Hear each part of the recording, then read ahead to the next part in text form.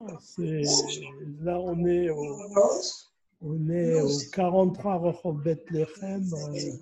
Pardon? On est à hauteur ici maintenant. Tu vois où est le Grand Café? Le quoi? Le Grand Café. Non, je ne connais pas. Oui, on n'est pas très loin. Pas grave. On est à côté de Rehov Yehuda. Voilà, donc on a de la patience.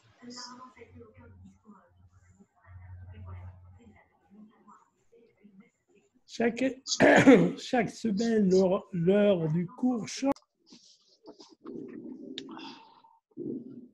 Eh bien donc, Erev Tov, nous allons commencer cette étude de la fin du Sefer Bamidbar, puisque nous avons cette semaine deux parachiotes, comme cela arrive fréquemment, Matot et Mas'é.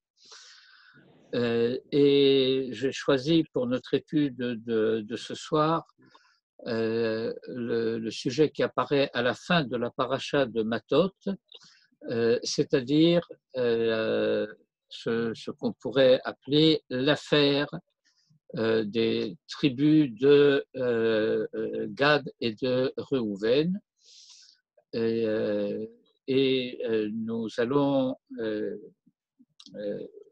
étudier ce sujet à travers, bien sûr, les versets de la Torah que nous allons lire et le commentaire du Glilé Zahav.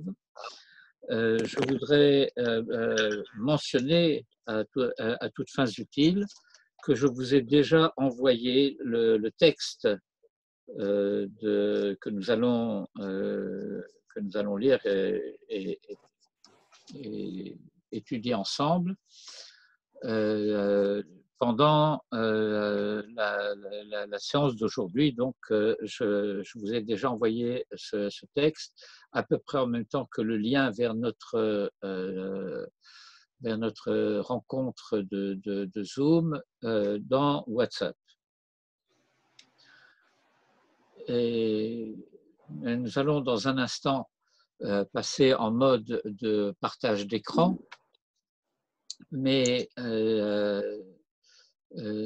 je pense que il est peut-être utile d'avoir une toute petite introduction préalable. Et ce que je voudrais dire, c'est que précisément,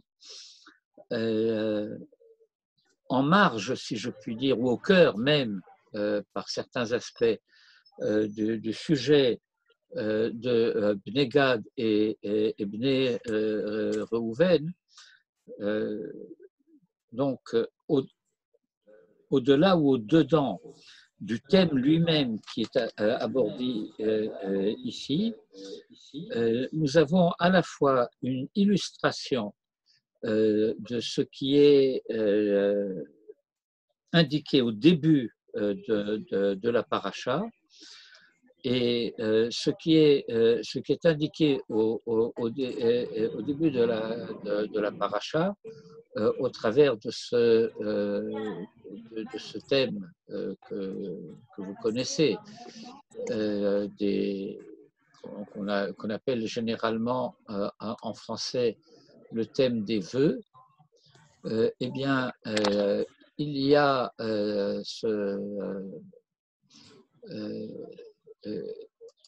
comment dire, ce fait que la Torah va nous dire une halakha particulière, précisément à ce moment-là. Et pourquoi est-ce à ce moment-là du récit de la Torah que ceci intervient? eh bien, que Moïse est appelé à s'adresser aux chefs des tribus d'Israël,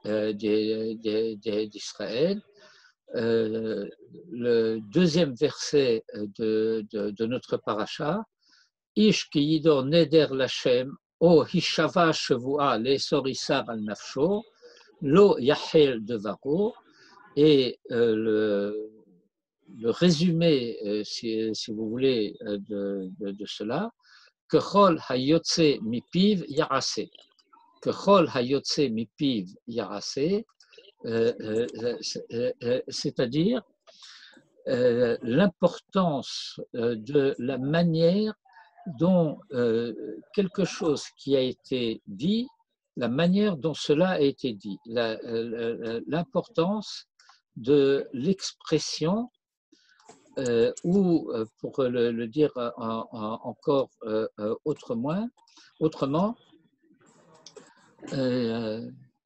l'importance du fait que l'homme est un être doué de parole. Si l'homme est un être doué de parole, bien, cela doit impliquer que cette parole en tant que telle est importante, que cela a une importance.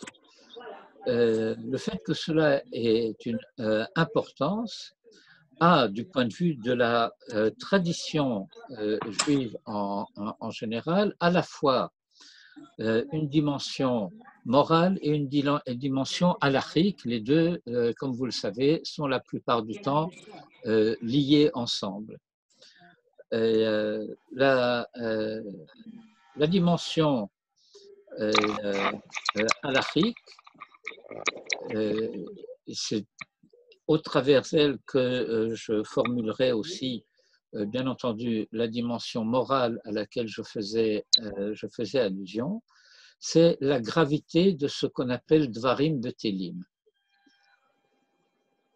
Dvarim Betelim, ça veut dire des paroles qui seraient des paroles vides de sens, des paroles, je ne voudrais pas utiliser l'expression sans importance, mais futiles.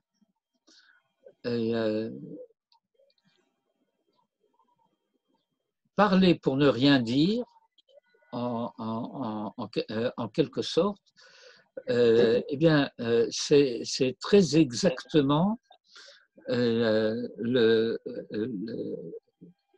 contraire, la dimension antinomique absolue de l'idée de la personne humaine en tant que Chai Medaber, avec, comme vous le savez, les 4 niveaux des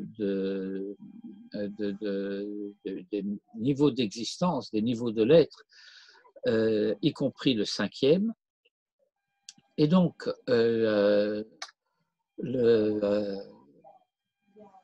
passage que nous allons lire à la fin de la paracha illustre cet aspect des choses, que dans la mesure où on désire qu'une communication soit possible, eh bien, il faut s'assurer du fait que ce que je comprends de ce que quelqu'un dit corresponde exactement à l'intention de celui qui parle de dire ce que j'ai compris.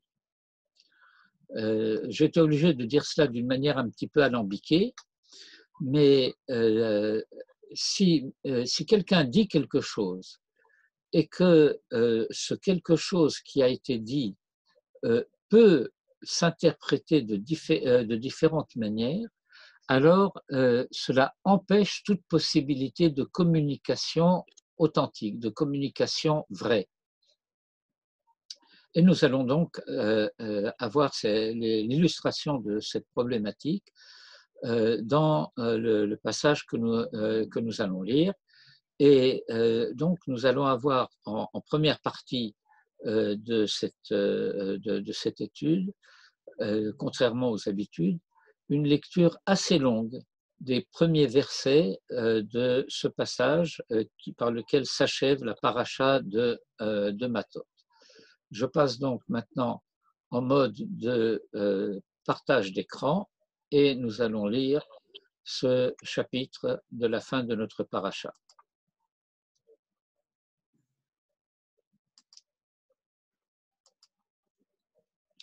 Bien entendu, nous ne pouvons pas commencer vraiment cette étude sans la dédier, le Ilui Nishmat Marat Ida Yita Zichrona Livracha Bat Harav Yehoshua Halevi, que nous connaissions sous le nom de Ida Ackerman et qui est décédée Shabbat dernier. Utilisant une formule un peu habituelle, il a été écrit, pour ne pas dire qu'elle était décédée, que Ida nous a quittés, et je me permets à cet égard de m'inscrire en faux. Elle ne nous a pas quittés parce que des personnes comme Ida Ackerman, Zichrona Livracha, demeurent avec nous éternellement. Elles ne sont pas de ceux qui s'en vont et qui nous laissent en quelque sorte en arrière. Bamidbar Perek Lamed Bet, donc chapitre 32 du livre des Nombres. Le chapitre commence par une assertion de la Torah. La Torah nous donne une information factuelle. C'est un fait. Ce fait se divise en quelque sorte en deux dimensions. Une première dimension, où Mikne Rav Haya Livne Reuven Velivne Gad Atzum Meod. Mikne, c'est ce qu'on appelle en français le menu bétail, tout ce qui relève en général de ce qu'on appelle les ovins et les caprins, les brebis, les agneaux, les moutons, les chèvres, etc. Atzum me'od.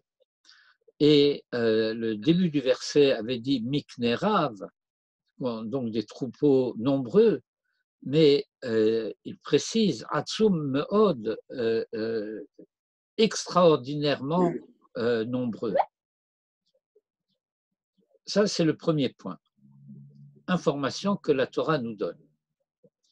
Et puis, deuxième point que la Torah nous donne comme information, c'est que ces Vené Reuven et ces Vené Gad ont constaté quelque chose.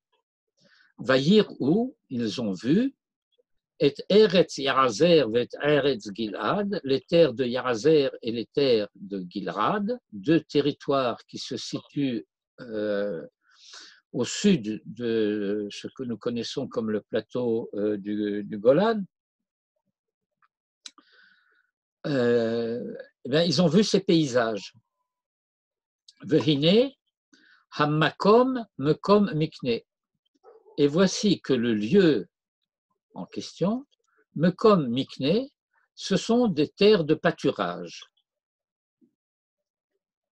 En conséquence de quoi, et ici il y a un sujet que je veux mentionner, on ne va pas l'étudier pour lui-même, mais il faut en être conscient. Et donc, dans vos propres études, vous pouvez rechercher la signification de ce fait, c'est que dorénavant, eh bien, on ne nous parlera plus de Bené Reuven et Bené Gad, mais on nous les présentera dans l'ordre inverse. Vayavo, Bené Gad ou Bené Reuven. Comme si les Bené Gad avaient pris l'ascendant, que l'initiative viendrait d'eux plutôt que de la tribu de Reuven, mais que la tribu de Réhouven suit le mouvement, s'associe au mouvement de manière tout à fait active. Mais toujours est-il, même dans la tradition postérieure, tout ce sujet est connu comme le sujet de Bnei Gad et Bnei Réhouven, et même dans la littérature juridique, on parlera des conditions contractuelles qui, pour être, comment dire, effectives, doivent répondre aux critères de Bnei Gad et Bnei Réhouven. Vayavo, Bnei Gad ou Bnei Réhouven. Et les enfants de Gad et les enfants de Réhouven sont venus.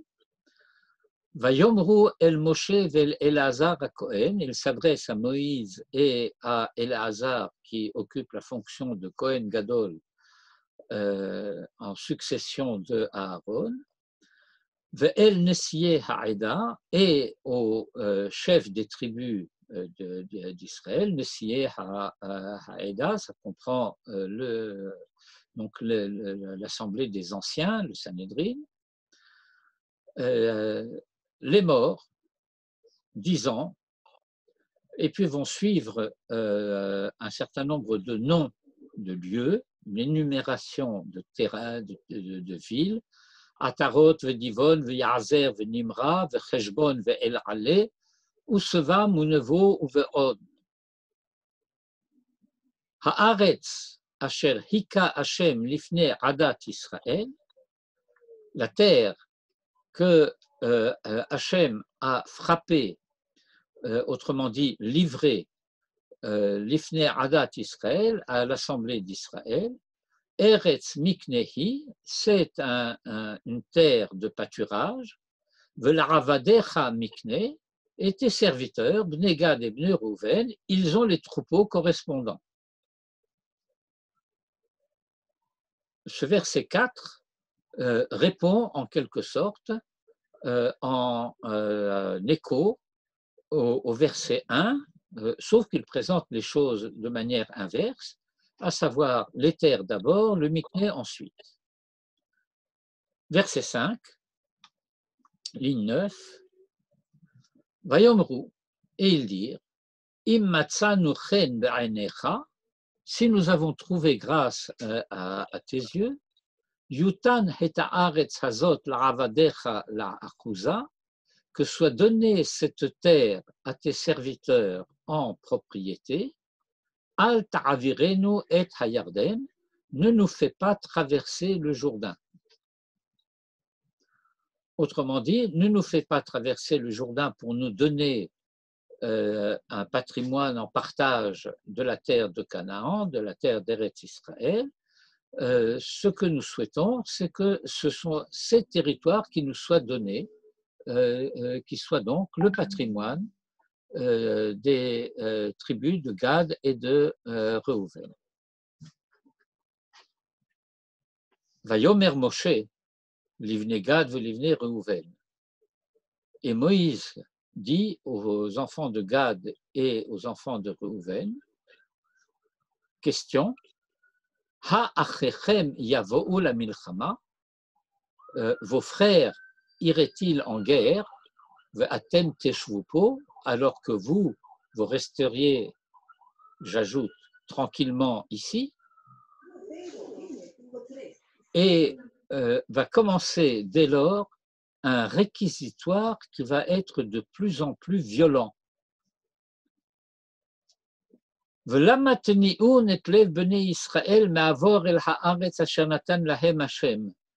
Pourquoi détourneriez-vous le cœur des enfants d'Israël de traverser, sous-entendu le Jourdain, vers le pays Asher Natan Lahem Hashem, que Dieu leur a donné. Ko asu avotechem, c'est ce qu'avaient fait vos pères. Beshallechi otam mikadesh barnea lirot et haaretz, lorsque je les ai envoyés depuis Kadesh Barnea pour voir le pays. Vaya'alu ad Nahal Eshkol, et ils sont montés jusqu'à la rivière de Eshkol. Vayiru et haaretz, ils ont vu le pays. Et par la suite, Vayani ou etlev bnei Israël, ils ont détourné le cœur des enfants d'Israël, de sorte que la conséquence en a été, mais la manière dont Moïse le dit, cela sous-entend qu'il y avait une intention délibérée qu'il en soit ainsi, le viltivo el haaretz asher natan lahem Hashem, afin de ne pas entrer dans le pays que Hashem leur avait donné. Vayichar af Hashem bayom ahu. Et la colère de Dieu s'est enflammée en ce jour-là. Vaishava les morts, et il a juré, il a prêté serment en disant Im yir'u ha'annashim ha'olim mimitzrayim mi ben esrim shana v'ma'ala. Je traduis directement et pas littéralement. Les hommes montés d'Égypte de 20 ans et plus ne verront pas la terre que j'ai juré à Abraham, à Isaac et à Jacob, parce que lo mil'u acharai, ils n'ont pas agi selon ma volonté. Ce n'est pas une traduction littérale. Ils n'ont pas empli littéralement les conditions de l'alliance qui avait été conclue. Lo mil'u acharai.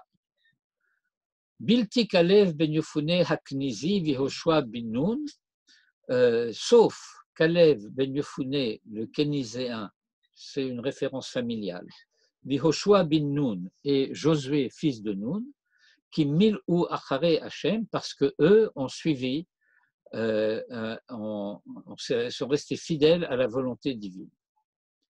Vayichar af Hashem ve'Israël. Et la colère de Dieu s'est enflammée contre Israël. Vayenirem bamidbar.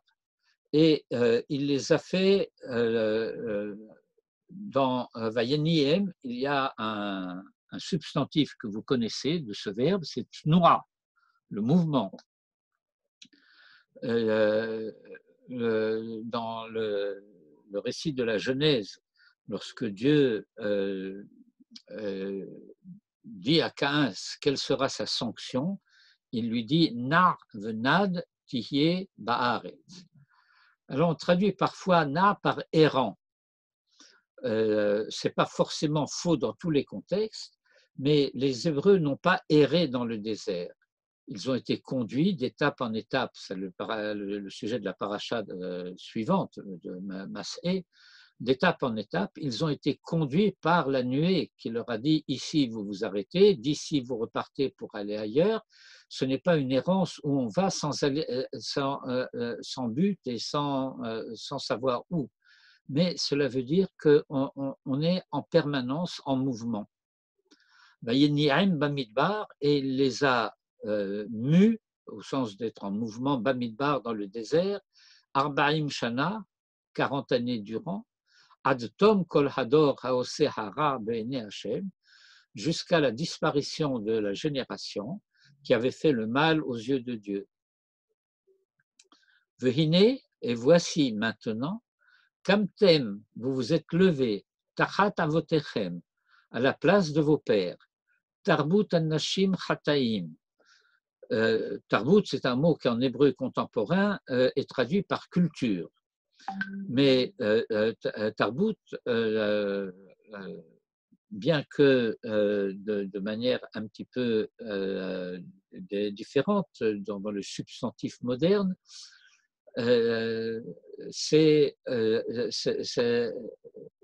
bon, vous connaissez l'expression de tarbit, les médecins en particulier, un bouillon de culture, un foisonnement de présence tarbut.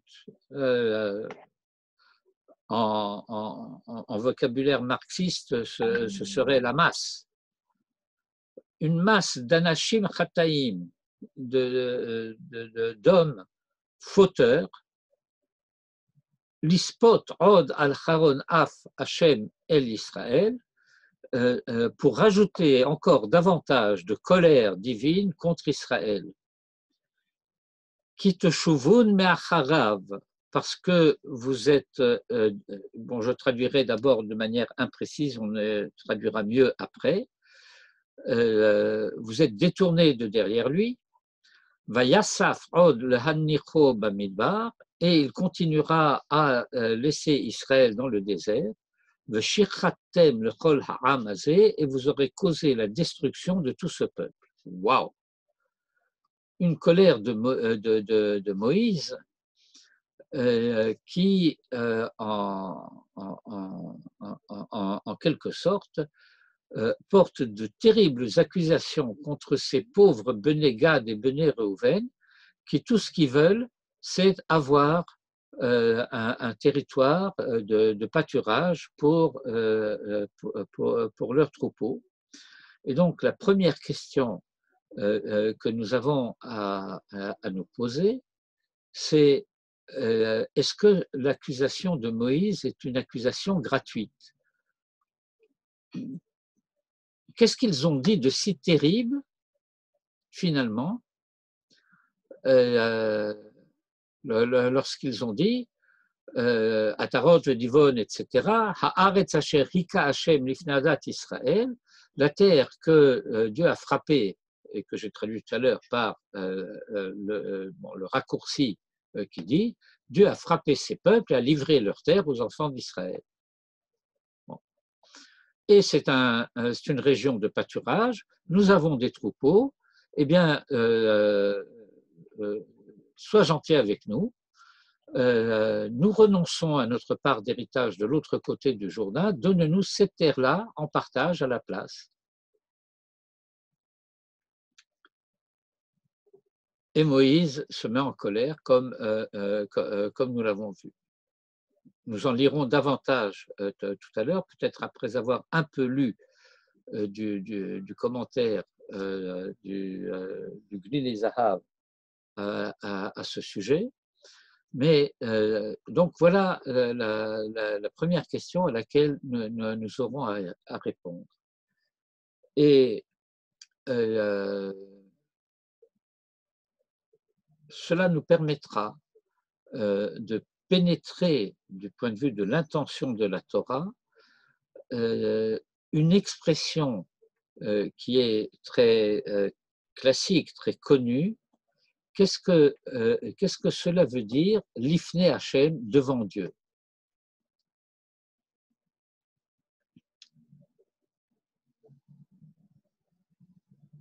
Dans beaucoup de synagogues, au fronton de la synagogue, il y a souvent les tables de la loi, et puis il y a parfois des versets. Et dans beaucoup de synagogues, il y a un verset qui semble être une mise en garde, de telle sorte que les gens soient pénétrés de la sainteté et de l'austérité de ce lieu de prière. Quand tu es dans cette pièce, quand tu es dans la synagogue, Dar lifne mi ata omed, sache devant qui tu te tiens.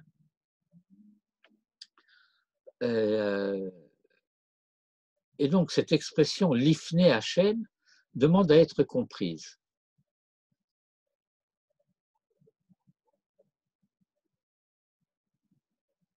Je commence directement la lecture du Glilé Zahav.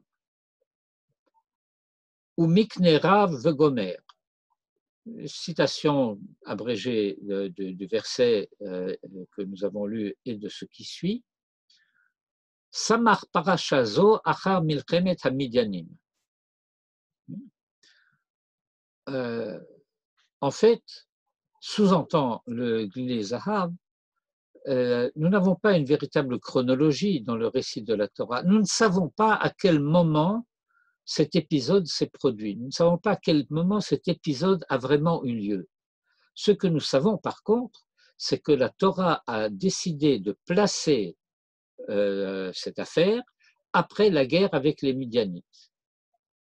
Samar parashazo achar milchemet hamidianim mipnei hahemshech vehakesher shebenehem. Ou que Moshe Nevaer, parce qu'il y a une continuité de sens entre ce qui se passe dans la guerre de Midian et ce qui se passe dans cette plaidoirie, dans cette demande des Béné Gad et des Béné Réhouven. ou mikodem, mais avant d'y venir, et c'est la question que nous avons posée, ne horer al hatema, il faut attirer l'attention, rendre vigilant, éveillé, ne horer al hatmiha,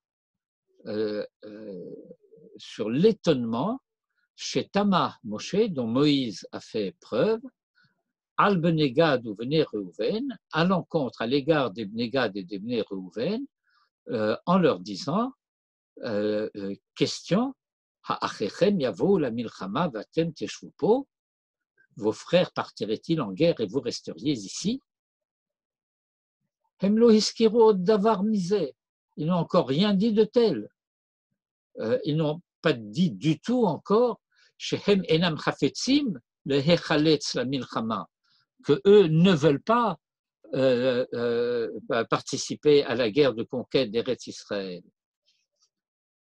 Et là, mais voilà, mishum shedavar ze haya nichlal kvar bema shehem hidgishu lemor, étant donné que cela était impliqué et du point de vue de la manière dont la Torah s'exprime, ils n'ont pas dit, voilà, nous avons conquis, rappel d'histoire. Okay? Og et Sichon nous ont fait la guerre, nous les avons battus, nous avons conquis leur territoire. Mais ce sont des gens pieux, et au lieu de dire cela comme cela, ils ont dit Haaretz asher hika Hashem, la terre que Dieu a frappée. Donc, je ne reviens pas sur l'explication que j'ai donnée tout à l'heure.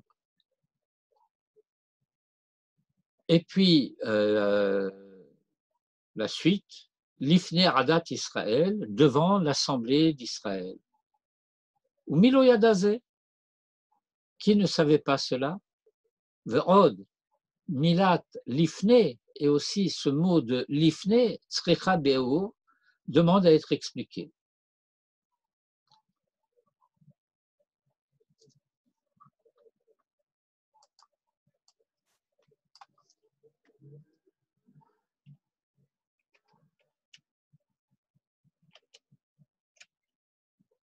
Alors, qu'est-ce qui se passe ici?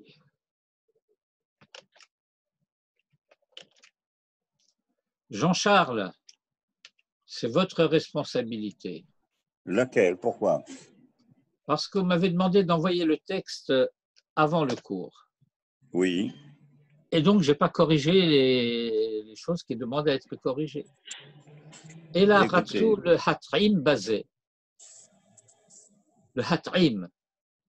Je vais traduire cela. La tête taram. Le Hatrim basé.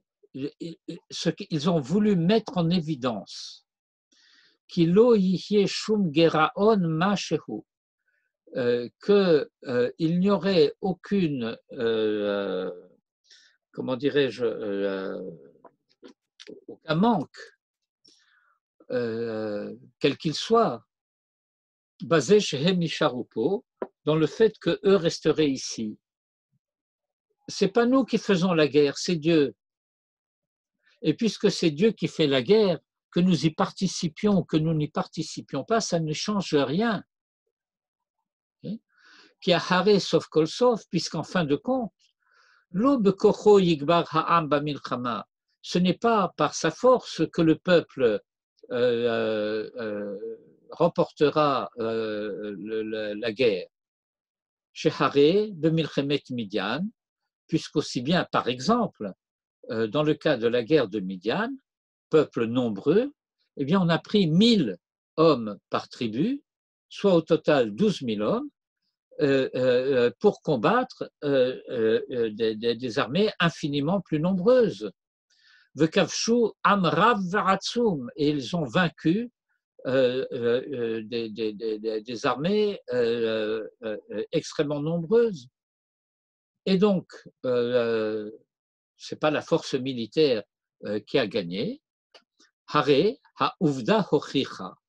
La preuve a été donnée qui en ma'atzor l'Hachem, que rien n'empêche Hachem, le Hoshia de sauver, gam bim'at uchlusin, même avec la participation de peu de gens.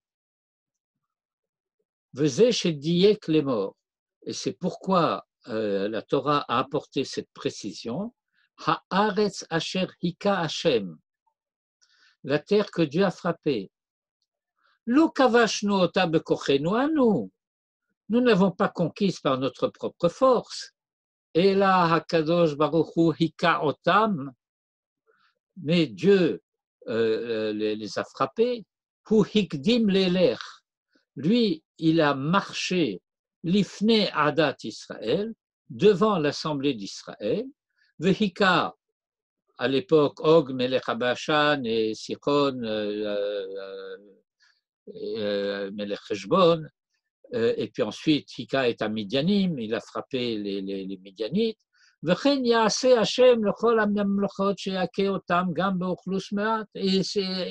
sera pareil en Eretz Israël, de l'autre côté du Jourdain, que Dieu les frappera, même si l'armée d'Israël est peu nombreuse.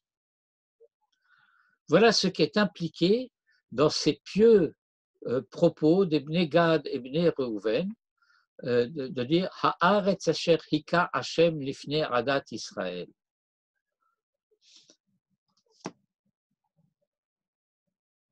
Moïse a parfaitement compris et il a parfaitement mis en évidence tout de suite ce qui était impliqué dans cette manière de parler. Ce n'est pas simplement des pieuses paroles, une manière de piété, de s'exprimer, de formuler les choses pour dire, bon, nous sommes humbles, nous ne voulons pas tirer la couverture à nous, nous ne voulons pas prétendre que c'est par notre intervention, par notre courage, par notre dévouement que nous avons réussi à vaincre ces populations qui se sont opposées à nous. Finalement, Dieu a marché devant nous et nous n'avons eu qu'à ramasser les lauriers. Et nous avons lu les versets qui montrent la colère de Moïse. Va'al zeh hikpid Moshe, et d'où la réaction sévère de Moïse, Vekara et Hatmia, et qu'il a formulé cet étonnement, comment dire, réel, pas seulement rhétorique. Ha'achechem yavo la milchama vatem teshvu po. Vous imagineriez que vos frères partiraient en guerre, vos frères partiraient en guerre pour la conquête d'Eretz Israël, vatem teshvu po, et que vous permettriez de rester ici. Qui a fait mettre chez Hakadosh Baruch Hu ozer le Israël? Parce que bien entendu, c'est parfaitement vrai que Dieu vient en aide à Israël. Mais à quel Israël Dieu vient-il apporter son aide? Hem Israël, tzrichim le hechaletz lifnei Hashem, doivent partir en quelque sorte dans le hechaletz. Vous retrouvez ce terme bien connu de chaloutz. Chaloutz, ça veut dire le pionnier, l'éclaireur, l'avant-garde. Eh bien, Israël doit aller devant Dieu, l'ifnei Hashem. She'en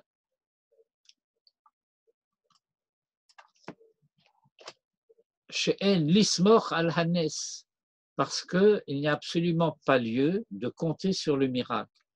Que signifie compter sur le miracle?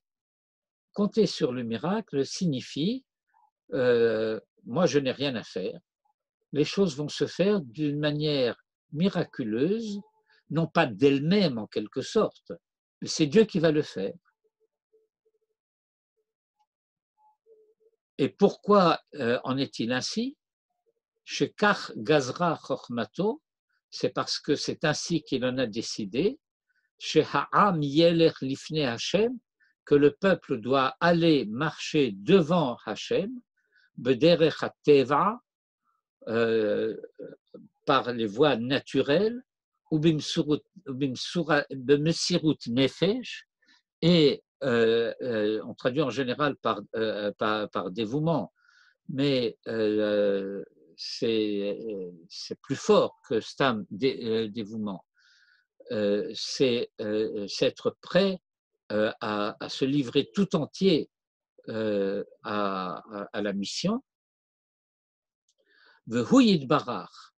Et lorsque nous aurons fait notre part, yavo acharenu, il viendra après nous, veyoshia otanu, et il nous sauvera.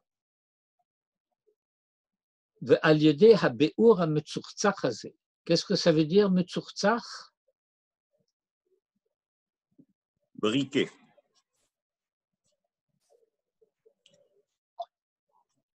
C'est exact, ça veut dire briquet. Mais étant donné que le terme est utilisé la plupart du temps pour des surfaces transparentes. Lorsqu'une vitre est sale, eh bien, on ne voit pas au travers. Oui. Mais quand elle a été bien polie, quand elle a été bien nettoyée, alors on voit clairement ce qu'il y avait à voir. Et donc, grâce à cette explication lumineuse, éclairante,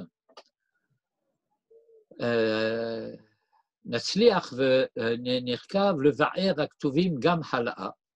bien, il nous sera donné d'expliquer aussi la suite des versets. Une fois que nous aurons prêté attention au fait, Madoua iskir livne Gad velivne Reuven et traite à Meraglim d'Afka. Pourquoi est-ce précisément la faute des explorateurs que Moïse a rappelé aux Bnei Gad et Bnei Reuven? Sous-entendu, Moïse aurait pu rappeler aux Bnei Gad et Bnei Reuven n'importe laquelle des occasions au cours desquelles le peuple a rechigné, au cours desquelles il y a eu de la part d'Israël une attitude de refus, une attitude de réserve, une attitude frileuse. Halo pa'amim rabot hemru neged Hashem. N'est-ce pas que c'est plus d'une fois qu'ils se sont rebellés contre Dieu? Vaimasu be'eretz chemda, mais en fait, là c'est une référence à un verset des psaumes concernant le fait qu'ils ont eu mépris pour la terre des délices, pour Eretz Israël. Uma dimion chet ameraglim lazeh shel bnei Gad u bnei Reuven. Et quel est le rapport? En quoi se ressemble la faute des explorateurs avec celle des bnei Gad et bnei Reuven? Hameraglim hiniu et lev ha'am b'dibot devarim ve'iyumim nimratzim. Dibot, c'est une expression comme diba, qui est dibat haaretz, la yotziu dibat haaretz. Ils ont médit de la terre, et donc référence au fait que le discours des Meraglim était, donc des explorateurs, était un discours médisant et un discours qui était destiné à provoquer la panique chez les Hébreux. Yumim nimratzim, des menaces explicites. Et ces pauvres gens-là de Gad et de Reuven, ce pauvre troupeau de brebis, hein, qu'est-ce qu'ils ont fait de mal en demandant des pâturages pour leurs troupeaux. Et en particulier, il y a à mettre en évidence la formule que Moïse utilise à la fin de sa diatribe, à la fin de son réquisitoire, qui te chouvun me'acharav, pour que vous vous en retourniez de derrière lui. Là, ce que nous avons lu ici, qui te chouvun me'acharav vayasaf od l'hanicho,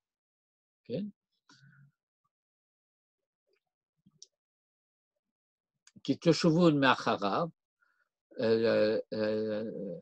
Uma sheheshivu hem, ce à quoi eux, Bnei Gad et Bnei Rouven, vont répondre un peu après. Vanachnu nechaletz. Ici, je dois dire que bon, le Rav est aussi emporté par la fougue de son discours, et il cite de mémoire, il dit, et eux, ils ont dit, Vanachnu nechaletz kushim lifnei Hashem, c'est pas exact, la citation du verset n'est pas exacte, le verset dit, lifnei venez Israël, et d'ailleurs, cela donnera lieu de la part de Moïse à une mise au point importante sur laquelle nous reviendrons. Et donc, eux répondent à cette diatribe, Vanachnu nechaletz kushim lifnei venez Israël. Et nous irons en avant-garde, armés devant, en avant des enfants d'Israël. Et donc, Maha Mekuvan be'omro qui te chouvun me'acharav, quelle était l'intention de Moïse lorsqu'il a dit, et vous en retourneriez de derrière lui, ou Maha Mekuvan be'omram, et à quoi pensent-ils eux lorsqu'ils disent Nechaletz lifnei Hashem, c'est-à-dire en réalité Nechaletz lifnei venez Israël. Veine, or donc, comme il l'a annoncé, à savoir qu'il faudra rappeler l'affaire de Bnei Gad et de Bnei Reuven,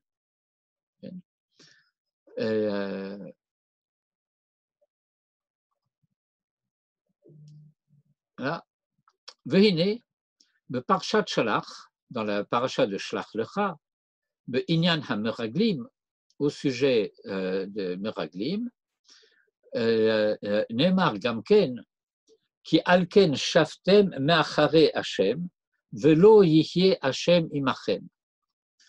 Bon, là encore, le Glilei Zahav fait un court-circuit.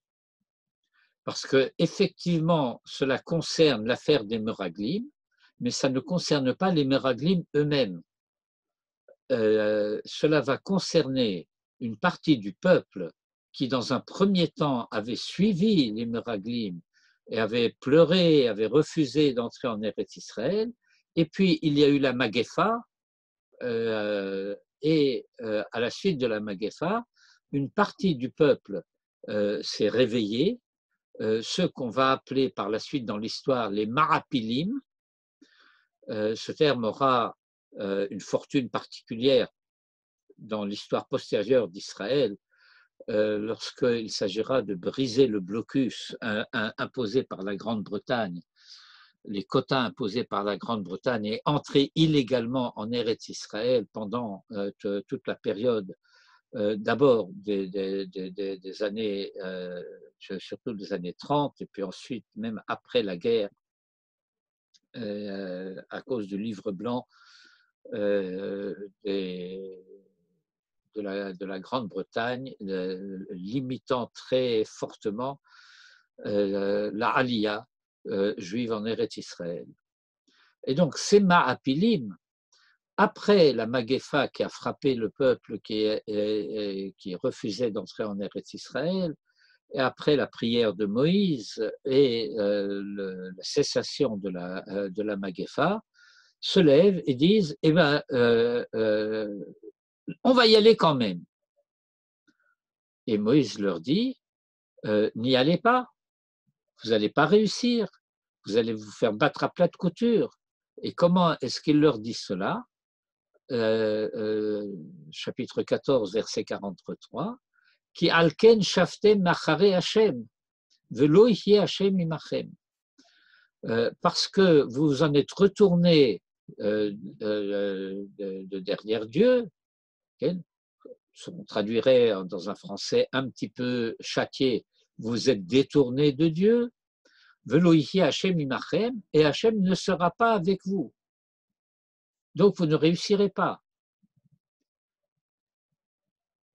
Eh bien, ce verset-là, dit les Zahar, c'est cela que nous avons dit.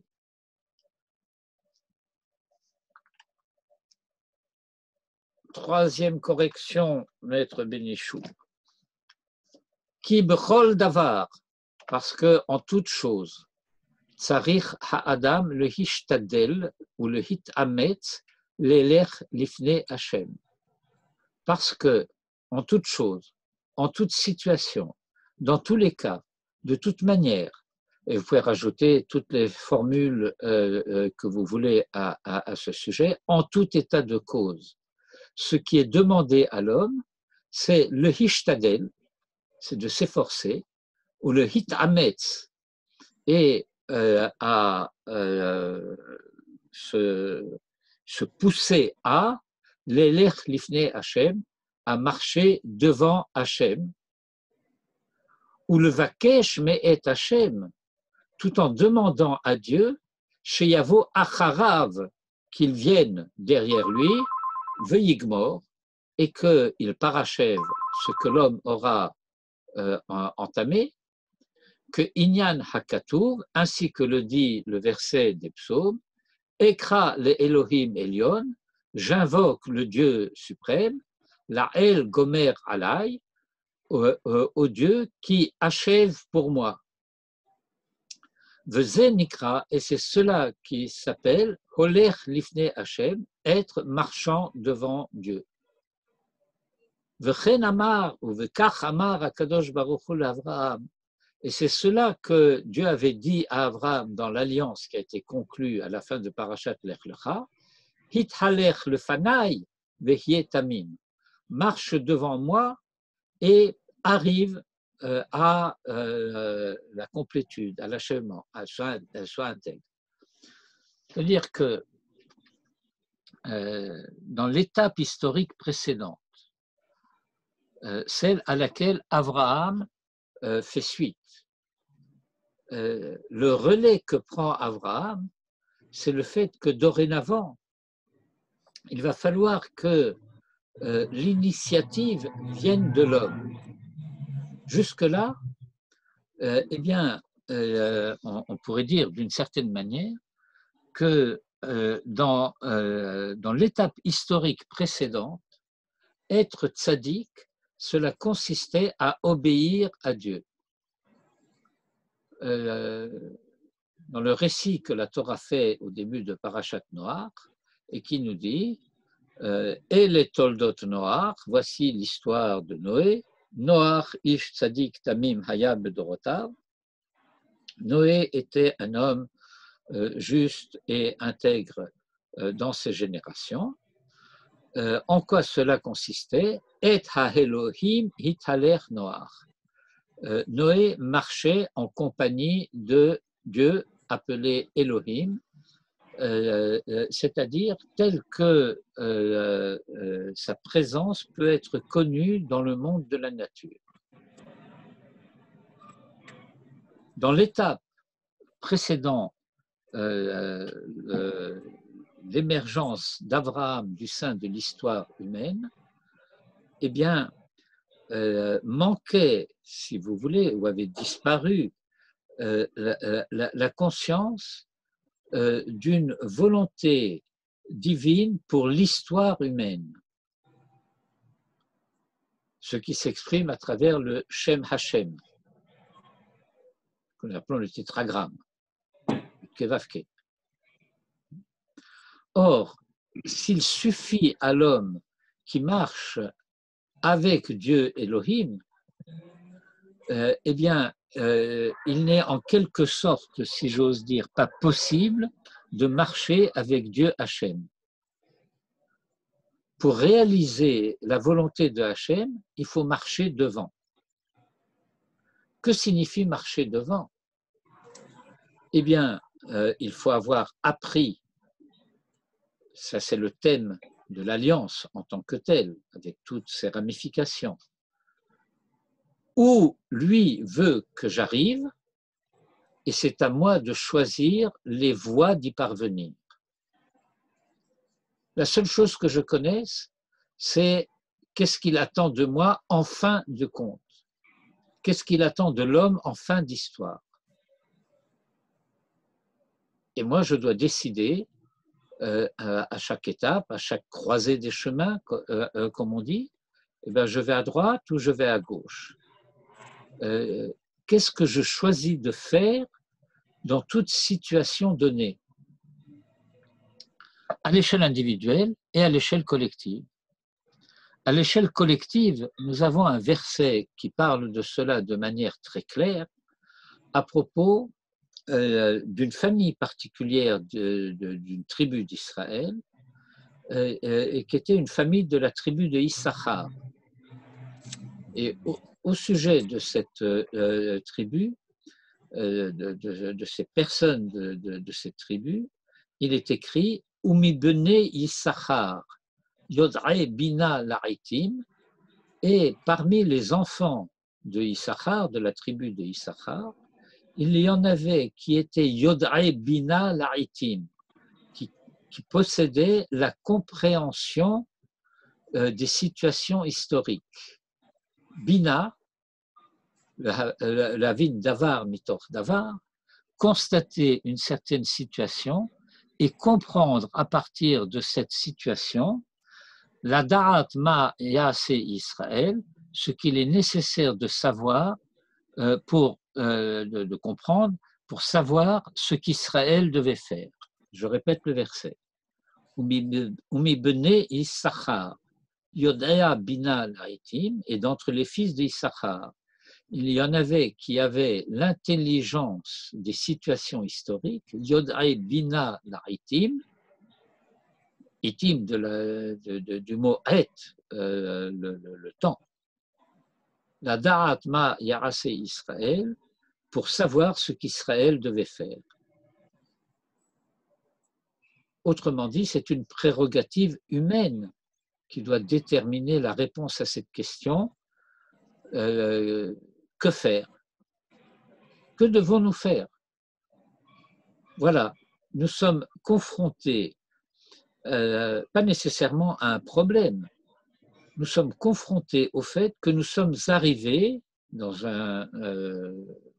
une série de développement historique, nous sommes arrivés dans une situation où, voilà quelle est cette situation. Eh bien, à partir de là, où?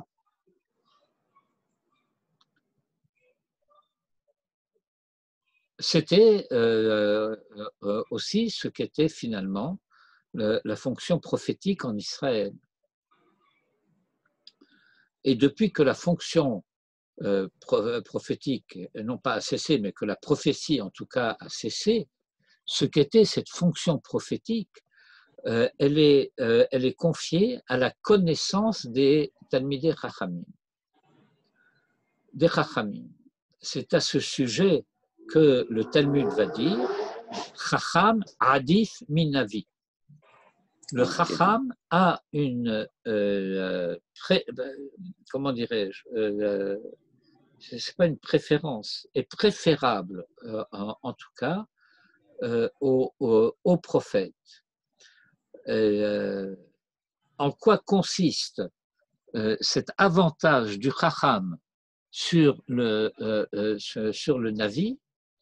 Eh bien, c'est le fait que le Chacham, grâce à la Chokhma, le Chacham, grâce à la sagesse, a le pouvoir de faire quelque chose qui s'appelle, en termes de logique, une extrapolation, alors que le Navi n'a pas le droit. Le Navi ne peut parler que de ce qu'il voit et ce qu'il voit, c'est ce qui se représente et se présente à lui dans les données de la nature. Le Maharal explique cela très en détail dans les introductions, les préfaces qu'il donne à son livre sur la sortie d'Égypte, Be'er Hagola, et en particulier dans la première introduction, où il explique pourquoi le Tanakh, pardon? C'est pas Be'er Hagola, c'est Gvorot Hashem. Gvorot Hashem, pardon, c'est un lapsus. Pourquoi donc Gvorot Hashem, qui parle de la sortie d'Égypte, donc, pourquoi le Tanakh ne parle pas de Rolam Haba, il ne parle pas de Hissardut HaNefesh, il ne parle pas de données que nous serions tentés d'appeler métaphysiques. Et le Maharal explique, eh bien, c'est parce que le langage prophétique est un langage qui est sans racine dans la représentation visuelle, dans ce que s'appelle en hébreu le dimion, et qui se traduirait la fonction imaginative. Ce n'est pas que le prophète imagine les choses, mais la pensée prophétique se formule au travers de ce qui est donné dans l'image du monde. Et dans l'image du monde, dans les données naturelles, eh bien, le surnaturel n'est pas présent. Mais ce que le prophète sait, parce que le prophète est aussi chacham, mais dans la prophétie, il ne peut pas faire usage de sa chokhma. Il ne peut faire usage que de ce que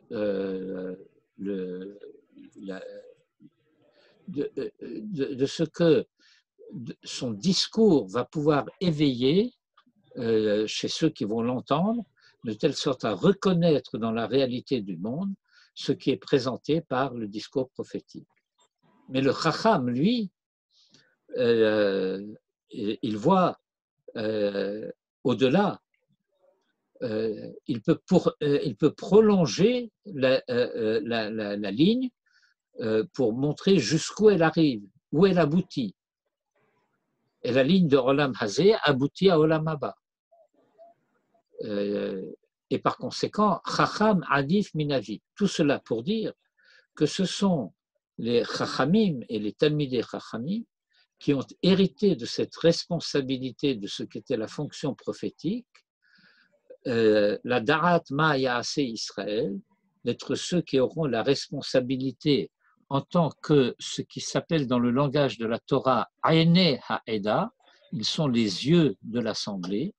Les yeux de l'assemblée, c'est-à-dire ceux qui voient, et par conséquent, étant donné qu'ils sont ceux qui voient, eh bien, ce sont aussi ceux qui conduisent. Ce sera donc leur responsabilité de montrer le chemin. Et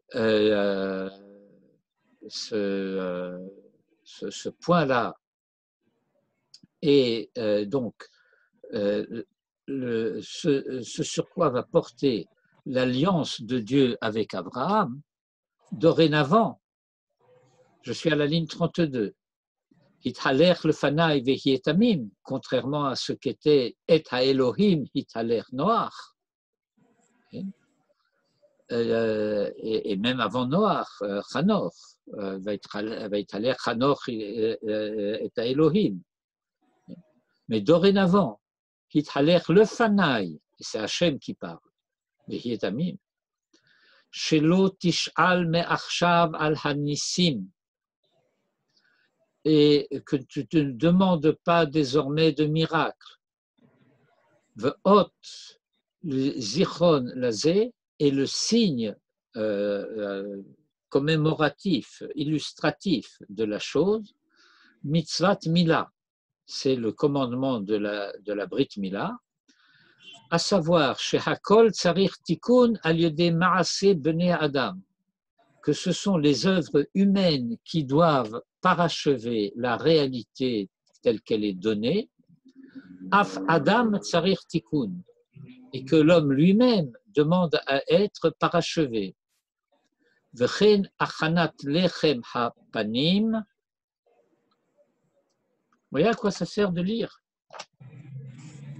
V'chen achanat lechem hapanim. Semel hora'a le dorot. Shetzarich le hachin parnasato. Et il y a une allusion, y compris dans ce qu'on appelle les pains de proposition qui étaient apportés au temple, à savoir que ce qui se passait au sein, à l'intérieur du temple, dans le Echal, est un signe pour les hommes, dans le monde des hommes, chez Tsarich le Hachin Parnasato, qu'il faut préparer sa Parnassa, il faut agir pour assurer sa subsistance. Ainsi qu'il est dit, Sheneemar, Venatata ala shulchan, et tu placeras sur la table lechem panim le fanaï, des pains. Pourquoi il s'appelle lechem panim? C'est qu'on traduit par pain de proposition. Ça, je laisse pour le moment, c'est pas notre sujet. Mais le fanaï tamid, il faut que ce soit toujours devant moi. Devant moi, avec une connotation de avant que moi je n'intervienne. Tamid le fanaï velo me'achorai, de telle sorte que tu sois toujours devant moi et jamais derrière moi. Et c'est là que nous sommes amenés à comprendre ce que le texte de la Torah, aussi bien dans l'affaire des Ma'apilim que dans ce que Moïse reproche à Bnei Gad et Bnei Reuven,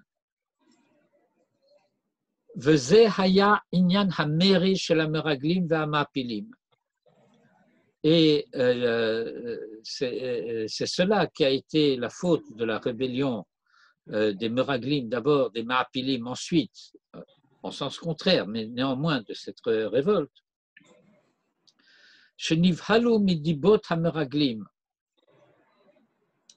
à savoir qu'ils ont été épouvantés par les médisances des explorateurs, de Karu Hakriya Hanoasha, et qu'ils se sont exclamés de cette exclamation désespérée que Moïse a rappelée dans son discours au début de Sefer Devarim.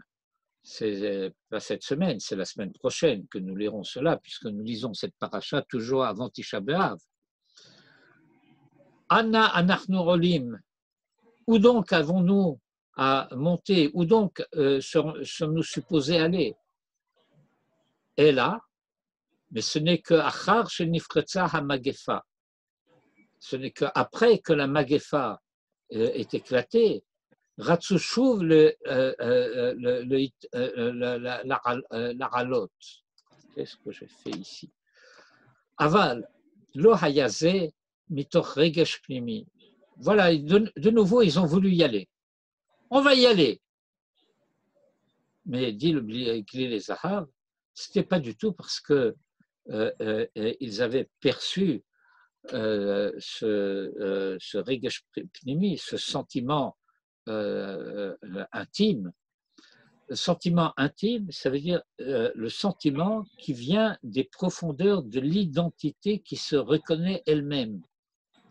Mitoch hakara hoderet, parce qu'il y avait une compréhension pénétrante chez Tzrichim la'alot, le harim nafsham bishvil yerushat haaretz, et qu'il était nécessaire, y compris de se mettre en danger pour prendre possession de la terre. Hem hayu limudim atko ach benissim, parce que voilà, ce sont des gens qui jusqu'à présent n'avaient été en quelque sorte éduqués que par les miracles. Sheyelech Hashem lifnehem, que Dieu marchera devant eux. Vehem yigareru acharav, et que eux se traîneraient derrière lui, que tinok achare imo, comme un nourrisson après sa mère. Aval enze chafetz Hashem idbarach. Ce n'est pas cela que Dieu désire. Kasher tir'e da'at razal betalmud bechol makom. Ainsi que tu peux t'en apercevoir à partir de l'enseignement des maîtres du Talmud, tout au long des traités du Talmud, chez Asur l'ismor al-hanes, à savoir qu'il est interdit de compter sur le miracle. Asur lehenot mima'asenes, et qu'il est même interdit de bénéficier d'un miracle. Cette phrase peut être difficile à comprendre. Si un miracle a eu lieu, c'est pour que j'en bénéficie. Alors qu'est-ce que ça veut dire qu'il me soit interdit de bénéficier d'une œuvre miraculeuse? Je voudrais, bon, c'est un sujet compliqué pour lui-même, je vais essayer d'illustrer ce point à partir d'une halakha shabbatique. Il est interdit à un juif de bénéficier le Shabbat de la transgression du Shabbat d'un autre juif. Je n'ai pas le droit d'allumer la lumière le Shabbat. Et puis voilà que la lumière s'est éteinte. On est dans un hôtel, on est dans un endroit où il y a plusieurs personnes qui sont présentes. La lumière s'est éteinte, je ne peux plus lire. Et puis voilà qu'il y a un groupe de gens qui passent, de ceux qu'on a l'habitude d'appeler les padatim, et puis ils allument la lumière. Eh bien, moi, je n'ai pas le droit de continuer à lire à la lumière d'une lampe qui a été allumée par quelqu'un le Shabbat qui n'avait pas le droit de l'allumer. Et donc, seul celui à qui le miracle était destiné a le droit d'en bénéficier, mais pas quelqu'un d'autre. Ve'im osin lo, et déjà, si quelqu'un a bénéficié d'un miracle, alors cela lui sera défalqué de ses mérites, le Olam Haba. Qu'est-ce que c'est finalement en quelque sorte un miracle? C'est un acompte sur ce que j'ai mis de côté par mes actes pour le monde à venir. Et si je prends un acompte là-dessus, eh bien, cela me sera défalqué. Vous vous souvenez peut-être d'une histoire que le Talmud raconte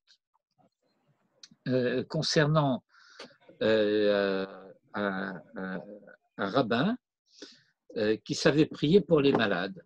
Vous vous rappelez de cette histoire? Et il était très pauvre. Et alors, on va parler en petit nègre comme ça. Sa femme lui tannait la peau. Il dit, mais toi qui sais prier, pourquoi tu ne demandes pas? Et puis alors un jour, fatigué par les jérémiades de son épouse, il a fini par prier et le matin, il s'est réveillé et il y avait au pied de son lit un pied de table en or. Un pied de table en or, voilà, on est à l'abri du besoin. Mais il n'a pas voulu profiter de cela tout de suite. La nuit suivante, il a rêvé qu'il voyait tous ses collègues assis en Olam Haba. Ils avaient tous des tables avec 4 pieds et sa table à lui n'avait que 3 pieds. Le 4e pied, il l'avait déjà reçu.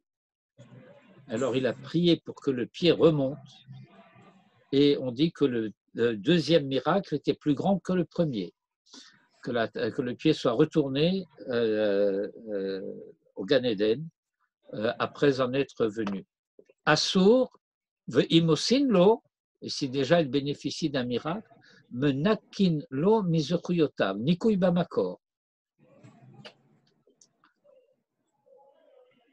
Velo ayu he'ele hanissim, mais ce qu'il n'avait pas compris, c'est que ces miracles dont ils avaient bénéficié jusqu'à présent, ces miracles-là n'étaient que Ela al-Tzad ha-Hechreach, que parce que il était indispensable qu'il en soit ainsi. D'abord la sortie d'Égypte, et puis surtout la traversée du désert. La traversée du désert, ce n'est pas un makom de Yishuv de Bnei Adam, ce n'est pas un lieu naturel pour vivre. Et il fallait donc qu'il y ait des miracles qui assurent malgré tout la possibilité de l'existence d'Israël dans le désert, bien que ce ne soit pas un lieu de vie. Kacher Erichu Bazé Hakadmonim, ainsi que les anciens maîtres ont longuement expliqué cela. Vezé chez Amar Lahem, et c'est cela que Moïse a dit aux Maapilim, Al ta'alou, ne montez pas, ki en Hashem bekirbechem, parce que Dieu n'est pas parmi vous. Alors, de nouveau, la compréhension pieuse. Dieu n'est pas avec vous.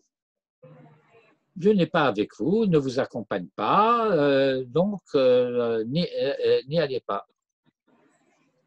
Le Glilei Zahav explique, qu'est-ce que ça veut dire En Hashem bekirbechem? Ce n'est pas une formule pieuse pour dire il n'est pas avec vous. En bachem emuna mikerev lev amok. Ce n'est pas que vous ayez foi du plus profond du cœur. Hein? C'est ça, En Hashem bekirbechem. Dieu n'est pas en vous. Ce n'est pas parce que vous avez la conviction que c'est cela qu'il faut faire, c'est parce que vous avez peur à cause de ce que vous n'avez pas fait. Et la mitoch hayira mina magefa sheshalta bachem. Voilà, ce qui vous anime, ce n'est pas la foi en Dieu, c'est la peur de la magefa. Et étant donné que en quelque sorte, je vais me permettre comment dirais-je, une métaphore. Ce n'est pas que vous y croyez vraiment, que vous en soyez convaincu. Un petit peu à la manière de ce que le Rav va expliquer pour le début de la paracha de Massé, ce n'est pas tant parce que vous voulez aller en Israël que parce que vous voulez fuir là où vous êtes, parce que là vous êtes maltraité. Si vous aviez la possibilité, eh bien vous resteriez. Comme les Hébreux auraient préféré rester en Égypte s'ils avaient pu, et qu'il a fallu que Pharaon les chasse. En bachem emuna mikerev lev amok. Il n'y a pas en vous la foi au plus profond du cœur. Et la mitoch hayira mina magefa. Mais ce qui vous anime, c'est la peur du fléau chez Shalta Bachem qui vous avait frappé.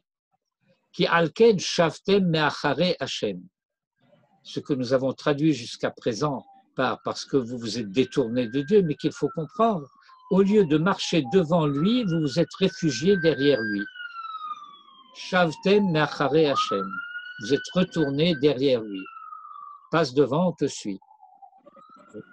Atem mevakshin, ce que vous demandez, la shuv me'achare Hashem, c'est de retourner pour être derrière Dieu. Va Hashem yeler lifnechem benissim niglim, et que Dieu marche devant vous avec des miracles dévoilés. Et dans une situation de ce genre, be'ofenze lo yihi Hashem imachem, Dieu ne serait pas avec vous. Nimtza, eh bien il en découle, shechet ze shel bnei Gad uvnei Reuven, que c'est la faute des bnei Gad et bnei Reuven, domé beta'amo le chet shel ha'ma'apilim, ressemble par ses implications à la faute des Ma'apilim. Shegam hem, parce que les bnei Gad et bnei Reuven aussi ont pensé de la même manière. She'en tzorech le'echaletz la milchama, qu'il n'est pas besoin de partir en avant-garde pour la guerre. Qui y a assez Hachem Nissim, parce que Dieu fera des miracles, comme au Milchemet Midianim, comme pendant la guerre, j'ajoute, de Og, de Sichon et des Midianites, Veze chez Amar, Vehine Kamtem Tachat Avotechem. Et c'est cela que Moïse leur dit en leur disant, vous prenez maintenant la place de vos pères, qui te chouvun me'achorav, parce que vous retournez, vous réfugiez derrière lui, V'tomru, et que vous dites, Hachem yelech lefanenu, Hachem marchera devant lui, devant nous. Vaya'anu venez Gad ou venez Reuven, ce à quoi ils ont répondu, Va'anachnu nechaletz chushim lifnei benei Israël. Eux, ils ont dit, le Glilé Zahav dit Hachem Elokeinu, mais le verset dit benei Israël. Vehu yidbarach Yavo acharenu, et lui, en fin de compte, viendra derrière nous, le Hatzilotanu, pour nous délivrer. Veze shehitna Moshe Rabbeinu alav hashalom, shuv pa'am. Et c'est cela la condition que Moïse a répétée une fois de plus. Nous allons laisser pour quelques instants de côté la fin de ce passage, nous y reviendrons, du Glilé Zahav. Je vais aller maintenant au texte même de la paracha, la suite de la paracha que nous n'avons pas encore lu. Et en l'occurrence, ça devrait se trouver, j'espère, ici.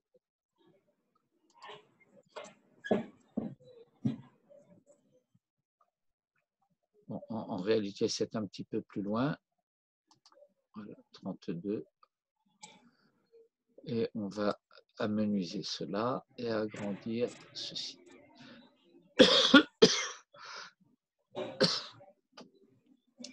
Et donc voilà.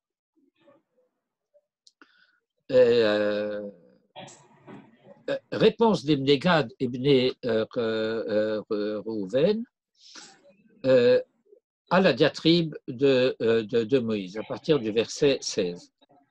Vayikshuela vayomru. Et donc, Ibn Gad et Ibn Reuven s'adressent à Moïse et lui disent Gidrot tson nivne le mikne nupo. Nous allons construire ici des pâturages clôturés avec des barrières, Harim le tapenu, et des villes pour nos enfants. Vanachnu, quant à nous, nechaletz chushim nifne bnei Israël. Nous partirons en avant-garde devant les enfants d'Israël, ad asher im haviunum el mekomam, jusqu'à ce que nous les ayons amenés jusqu'à leur lieu, leur place, leur héritage. V'yashav tapenu be'arei hamiftzar. Nos enfants demeureront dans les forteresses que nous aurons construites pour être protégés mipnei yoshvei haaretz, de la population éventuellement hostile de ces paysages de ce côté-ci du Jourdain. Quant à nous, lo nashuv el batenu, nous ne reviendrons à nos maisons, sous-entendu ici, ad itnachel bnei Israël, tant que les enfants d'Israël n'auront pas pris possession d'héritage, ish nachalato, chacun de son patrimoine. Qui, parce que, en ce qui nous concerne, lo ninchal itam, nous n'hériterons pas avec eux, mais ever la Yarden bahala, au-delà du Jourdain, entre le Jourdain et la mer, puisqu'aussi bien, ba'a nachalatenu elenu, notre patrimoine est venu à notre rencontre, mais ever hayarden mizracha, de ce côté-ci du Jourdain, sur la berge orientale du Jourdain. Réponse de Moïse.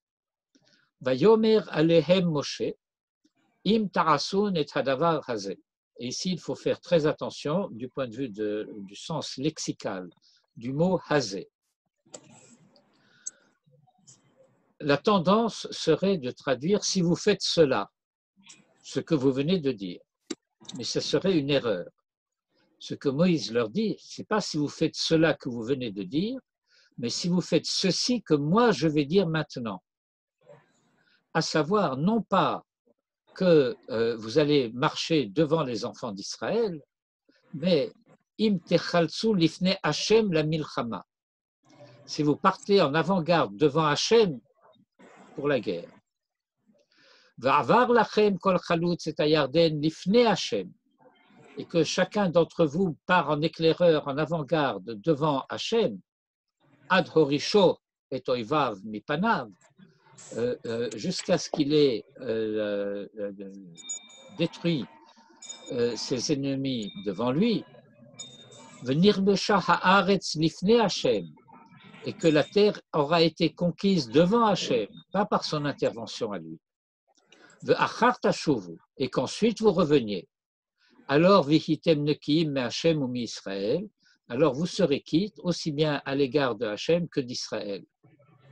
Et à ce moment-là, v'haïta haaretz hazot lachem, cette terre-ci vous appartiendra la achouza, lifne Hashem, devant Hashem. Vous voyez cette insistance de répéter à chaque fois lifne Hashem, pour que la notion de me'achare Hashem soit éliminée totalement.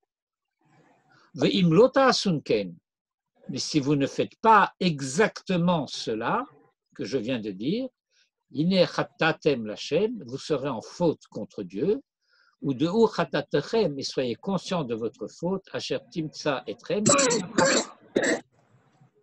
et par conséquent, benu lachem arim le tapechem ou gedrot le tsonachem. Construisez-vous d'abord des villes pour vos enfants et des clôtures pour vos troupeaux. Pas comme vous avez dit, nous construirons des clôtures pour nos troupeaux et des villes et des maisons pour nos enfants. Vous êtes trompés dans l'ordre des choses. Vous avez, comment dire, des problèmes dans vos priorités. Okay. Et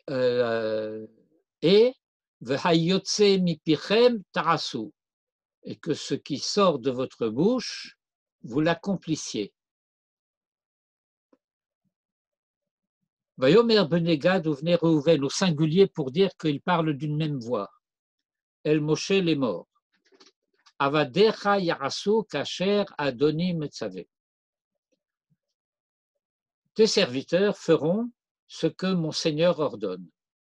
Et vous allez voir que le récapitulatif des Bnei Gad et Bnei Reuven, eh bien, il est tendancieux, parce qu'ils disent le contraire de ce que Moïse a demandé. Tapenu nashenu miknanenu vechol behemtenu hiyu sham ba'arei hagilad. Nos enfants, nos femmes, nos troupeaux, etc. seront là dans les villes du Gilad. Va'avadecha et tes serviteurs, Ya'avru kol chalut sava lifne Hashem la milchama, comme tu l'as demandé, traverseront tous les éclaireurs en avant-garde de l'armée devant Dieu pour la guerre, Kacher Adoni Dover, ainsi que mon Seigneur l'a dit. Alors Moïse est un petit peu fatigué de discuter avec eux, et alors Moïse convoque Elazar, Josué et les chefs des clans des tribus d'Israël pour leur exposer l'accord qui va être conclu. ויצב להם משה את אלעזר הכהן ואת יהושע בן נון ואת ראשי אבות המטות לבני ישראל. ויאמר משה עליהם, et suivez bien l'ordre dans lequel les choses sont dites par Moïse. ויאמר משה עליהם, et Moïse dit, leur dit, אם יעברו בני גד ובני ראובן איתכם את הירדן כל חלוץ למלחמה לפני השם. Si les fils de Gad et les fils de Rouven traversent avec vous le jardin, toutes les avant-gardes en guerre devant Dieu, et que la terre aura été conquise devant eux, alors vous le donnerez a posteriori, le pays de Gilad, en propriété. et s'ils n'ont pas traversé en avant-garde avec vous, alors ils partageront leur héritage au sein du pays de Canaan, entre le Jourdain et la mer. Et enfin, verset 31, Vayaranu vene Gad uvne Reuven les morts. Et les enfants, les fils de Gad et les fils de Reuven prirent la parole, disant, Et Asher diber Hashem el avadecha ken naase. Ce que Hashem a dit à tes serviteurs par ta bouche, ken naase, c'est exactement cela que nous ferons. Nachnu naravor chalutzim lifne Hashem eretz Canaan. Nous traverserons en avant-garde devant Hashem au pays de Canaan. Et par ailleurs, en ce qui nous concerne, ve'itanu achazat nachalatenu me'ever la Yarden, et notre patrimoine se trouve ici, de ce côté-ci du Jourdain. Pas besoin de rentrer dans tous les détails. Maintenant, les choses ont été dites dans l'ordre, et ce qui va être déterminant, c'est ce que Dieu a dit par ta bouche à tes serviteurs. Donc, vous voyez ici, dans ce passage, à quel point ce que je rappelais tout à fait au début de notre étude, qu'on peut avoir l'air de dire la même chose et on dit le contraire. Et que si on change quelque chose dans l'ordre dans lequel les choses sont dites, lorsque le sens des priorités est inversé, lorsque on fait à la manière de la Shomer Hatzaïr, de dire Miyemalek Vorot Israël au lieu de Miyemalek Vorot Hashem, eh bien, peut-être que cela signifie quelque chose d'extrêmement positif, à savoir qu'au moment de la guerre de Midian, Dieu a dit Nekom et avodat bene Israël mais à Midianim. Voilà, il va falloir que tu venges la vengeance d'Israël de la part des Midianites. Et Moïse s'adresse au peuple et dit il faut que nous vengions la vengeance de Dieu à l'égard des Midianites. C'est-à-dire, si tu comprends que lorsque Dieu parle, c'est Israël, lorsque Israël parle, c'est Dieu, mais que l'Ifne Hashem et l'Ifne Israël, cela revient au même en fin de compte. Et que par conséquent, le discours de la Shomer Hatzaïr et le discours du Bnei Akiva, bien qu'il n'en ait peut-être pas conscience, c'est le même, à condition d'avoir compris les implications du discours. Mais autrement, eh bien, c'est très dangereux, parce qu'on peut avoir l'air d'avoir été d'accord, alors qu'en réalité, on a exprimé un profond désaccord. Je reviens au texte du Glilé Zahav.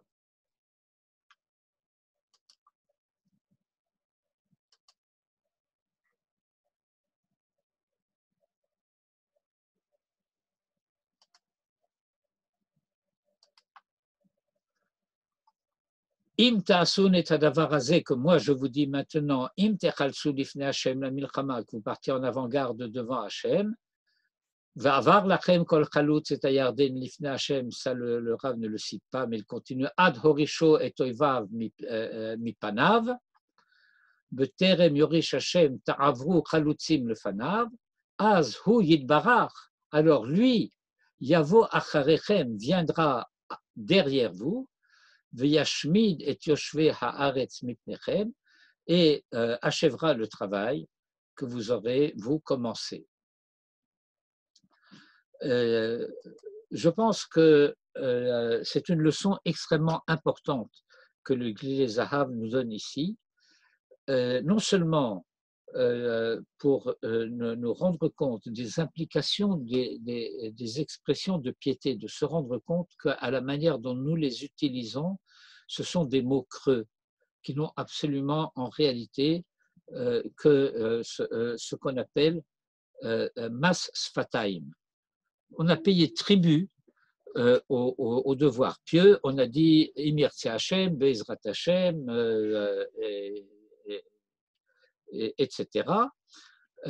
Mais on n'a pas réalisé ce qui était impliqué, réalisé dans les deux sens du terme, ce qui était impliqué par l'alliance de Dieu avec Abraham, et quand elle est avec Abraham, ça veut dire avec sa descendance après lui, Hithaler le Fanaï, marche devant moi. Et marche devant moi, ça veut dire prends le risque.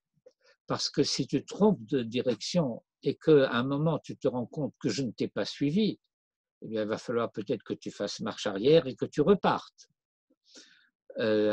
Mais voilà. Maintenant, comme le prophète le dira plus tard, Solu derer lifnei Hashem. C'est à vous, Israël, c'est à nous, Israël, qu'il appartient de défricher le chemin et, comme fait Solel Bonnet, et donc de rendre le chemin carrossable, Solu derer lifnei Hashem, et donc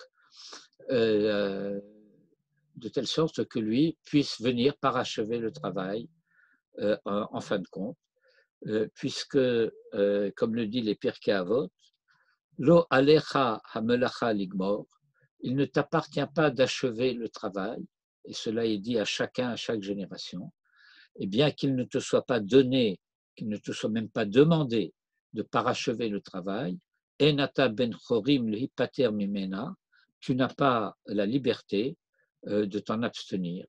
Et puisque je ne termine pas, alors je ne fais pas. Non, tu ne peux pas finir, mais tu n'as pas le choix, tu dois participer.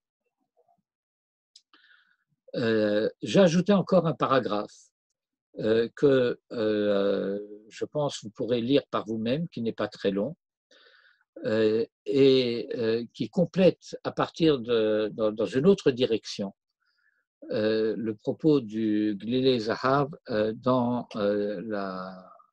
la partie que nous venons de lire. Je dirais en quoi elle consiste oralement, mais vous le lirez par vous-même et vous constaterez une fois de plus à quel point, aussi bien dans le texte précédent que dans celui-ci par lequel il achève la paracha de Matot, à quel point le discours du Glilei Zahav est à la fois poignant et actuel. Lorsqu'il dit Ha'achem yavo'u la milchama vatem teshvu po, il y a encore une autre connotation que le Rav met en évidence ici. Vous vous imaginez que vos frères pourront partir en guerre et que vous pourrez rester tranquillement ici, et que de cette manière-là, vous ne courrez pas les risques que eux vont courir. Vous croyez que vous pouvez imaginer un peuple d'Israël éclaté, ou telle communauté qui serait à tel endroit serait quant à elle à l'abri, alors que celle qui serait ailleurs serait en danger? Vous croyez que parce que vous êtes à Londres ou à New York et pas à Kishinev, alors vous ne risquez pas les pogroms qui ont assassiné tant de juifs là où ils ont été assassinés? Eh bien, vous vous trompez. Parce que il faut bien que vous soyez conscient, que vous redeveniez conscient d'une chose. Israël est un peuple un. C'est un même corps, même s'il est dispersé. Et ce qui atteint Israël quelque part, eh bien, ce n'est pas seulement au niveau de la nécessaire solidarité d'Israël, toujours et partout, mais ce qui atteint Israël quelque part finira par l'atteindre ailleurs si personne ne fait rien. Et donc, n'imaginez pas que vous pouvez vivre une situation qui serait résumée par Ha'achem yavo'u la milchama, que vos frères viendraient là où il y a la guerre, en Eretz Israël, va'atem teshvu po, et que vous resterez tranquillement là où vous êtes. Eh bien, sachez-le, vous n'y resterez pas tranquille. Et ceci a été écrit dans les années 20. Erev Tov, et nous sommes déjà mercredi soir, donc nous sommes déjà presque jeudi, et donc je peux déjà vous dire Shabbat Shalom. Je vais vous raconter une petite histoire mignonne qui nous était racontée par Régine Lehmann à Léa Shalom. C'est l'histoire d'une petite fille, le vendredi après-midi. Elle s'était déjà tout à fait préparée pour Shabbat, mais c'est une petite fille. Après s'être préparée pour Shabbat, elle descend dans la cour de l'immeuble pour jouer avec ses copines Goy. Et alors, ses copines Goy la voient toute shabbatisée et elle lui demande « Mais pourquoi tu es habillée en dimanche ?» Alors, la petite fille leur répond « Eh bien, voilà, c'est simple, c'est vendredi. Et puisque c'est vendredi, donc c'est samedi, et donc je m'habille en dimanche. »